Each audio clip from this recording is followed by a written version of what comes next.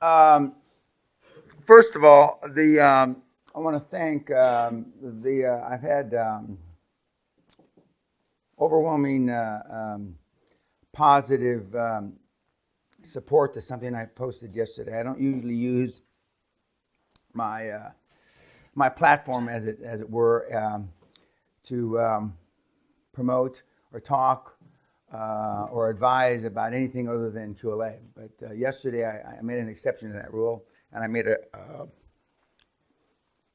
don't know if general is the right word, a general post to the world on Facefuck, Linkfuck, and Tweetfuck, and to my entire mailing list, and just about everybody I know, which is a lot of people.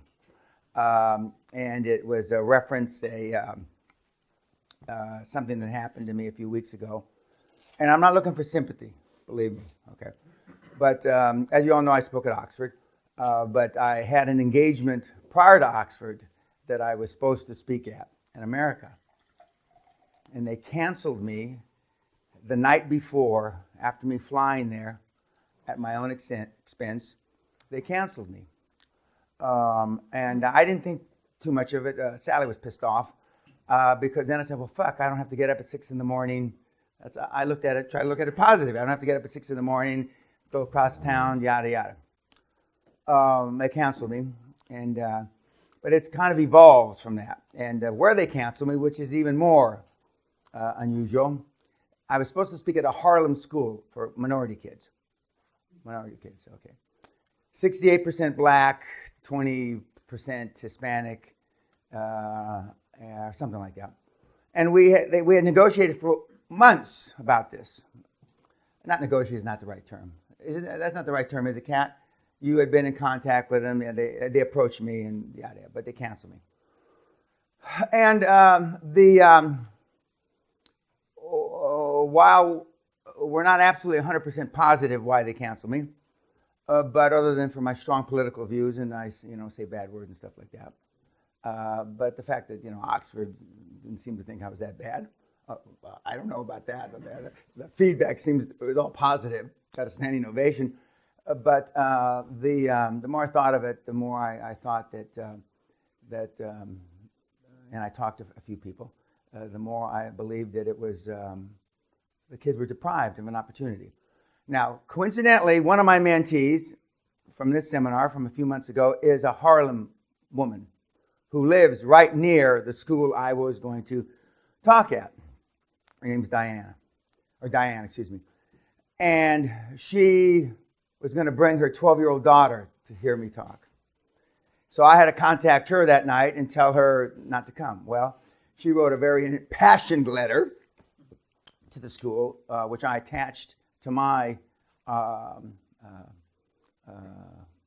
link last night, or was part of my link. And I wrote a very long, nice, professional letter explaining to the school how they fucked up, which I essentially have got no response.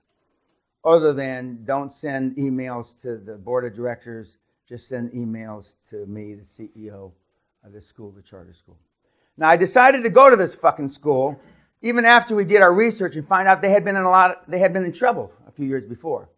They almost lost their fucking charter for allegedly beating the kids. But I still decided because, everybody deserves a second chance. I'm not going to give you guys a second chance, so don't be bringing this up to me that when you fuck up. But other than my mentees, you deserve a second chance. And so I decided to go to school, even though they had been in some trouble and almost lost their charter for allegedly beating the kids. Now, I'm all for beating the kids, so that's the last thing I'm going to hold against you. I'm being facetious now. Anyway, so I sent this out, and so the response to my email post has been overwhelmingly positive, except for one. Of the hundreds, one person said, what did they say I was, Kat? A narcissistic moron. Now, I don't know if that's because I was going to help the kids, because I helped them at Oxford, or both. But anyway, there's always, you can't please everybody, right?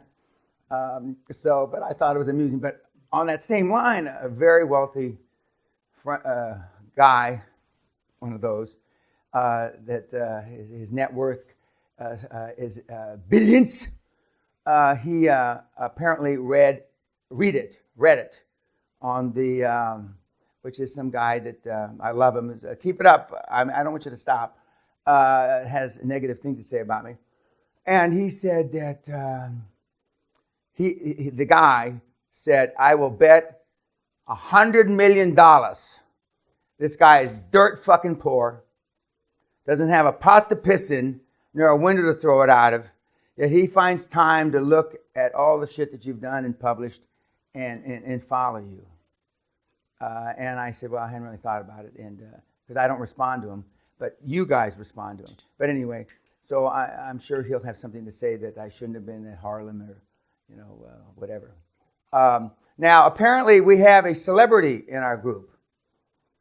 And we've got some successful people, but the celebrity's followers have made me part of the team. And so when Kat was telling me this morning, I said, what? I'm not in any part of the fucking team. What team?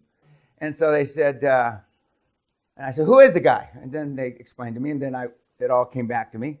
And so his devotees, his mentees have sprung upon me, and all positive comments, I might add. And you're more than happy to say who you are, give them some film time, and that's why I look now. If you had known this, you would have looked a little better, right? Yeah, hold on. Let me sit up straight. Yeah. Okay, and who are you? So my name is Jason Capital. Jason Capital. And I'm known as America's honest dating coach. Okay, honest, the operative word. And so he's here, and his following is said a lot of nice things about me. Going to assist him for the next year in taking his project forward and reaching more people. And I thank them. Thank you. We didn't have one negative comment from those guys. But as soon as Reddit gets a hold of it, is it Reddit or Read It?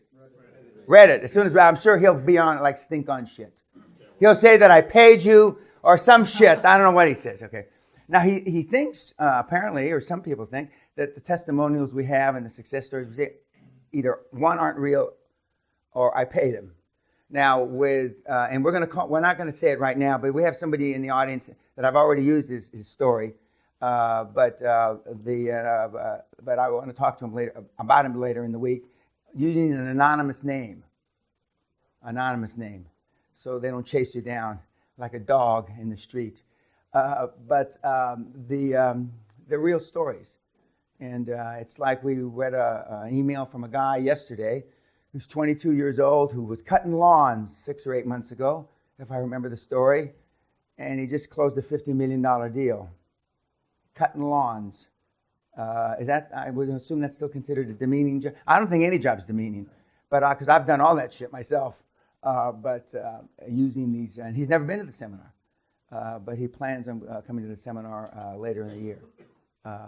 And we've got a guy here who bought the book 15, 16 years ago, who has read it 20, 25 times, who is quite wealthy, and now he's at the seminar. So, again, 99.9% of the people that have benefited from the methodology I've never met, talked to, nothing. The people on the Hall of Fame I've laid hands on, so to speak, like an evangelist preacher. But other than those guys, a lot of people have had a lot of success. But again, I want to thank you for the positive response for the Harlem episode, and I had suggested and you can read my tweet for those of you that feel as strongly as I do. There's a lot of whistleblower blogs, etc. I didn't know that CBS has a whistleblower hotline, anonymous hotline. CNN has a whistleblower anonymous hotline. And most of these hotlines are set up for they want to catch a mayor taking a bribe, or a congressman, or a senator sleeping with somebody that's not his wife, etc. But for those of you that feel that you're as incensed as I am about this thing. But since then, subsequently, I'm setting up other talks in Harlem and other schools, and it's a charter school. The school, and it's actually described in my email. And but I do a lot of that. I don't talk about it because I don't need any publicity. It's just because this happened, because they canceled me, that it's come up. Last night you were in the pavilion. I left you to your own devices. I'm told by the staff that nobody got outrageous. And you saw that movie, which is not the life story of my dad, but it's fairly close. And what was his name? I forget. Yeah, okay. And all because they killed his dog. That sounds like my dad, though. That sounds very much like my dad, you know. And it's the last thing his wife that died gave him, if I remember the story. And and there are a lot of people in the world like that. I happen to be one of them as well, but they take that shit seriously. And tonight we're back in the castle, and it was interesting to see how you guys described or defined smart casual or dress casual or whatever we said. It ran the gamut. Nobody came in shorts and a T-shirt, but I mean it ran the gamut of your definition of that. But as I said, that was for many of you your normal comfort zone. That, you know, and it's very much in a mess hall like in the military, except it wouldn't be quite that noisy. Any questions about anything that we, either the movie or anything that we covered last night, or excuse me, yesterday? Yes, sir. I'm off road with these buggers. So how can I squeeze it tighter, say to 18 months? So when I sell Okay, well, when we get through the timelines, yes. the timeline is up to you. The world record between the time that they left the seminar to the time that they did their first deal is 99 days. Building the dream team, I think, is about 30 days. Accountants and lawyers is 15 more days. And you're going to get a timeline benchmarked. Every time you do a weekly report, you're going to see at the bottom of the format what you're measured against, okay, if you want. And it doesn't say, well, I'm working, I got 3 kids, I'm practicing law, I'm practicing medicine. It doesn't say any of that shit. All it says is how quick people did it. And and so you can do it as quickly as you want. I did it, that 99 days isn't me. When I did it in about 35 days. No. Great Western wasn't the first deal I ever did. No, it was about 35 days. But I was doing it 20 hours a day, 7 days a week. I had no money. I wasn't living in homeless, but I was living in a place called the Library. It's closed down now. A hotel at $39 a night in New York City. The cockroaches were as big as cats. Didn't have a bathroom. It just had a sink. You had to go down the hall to go to a bathroom.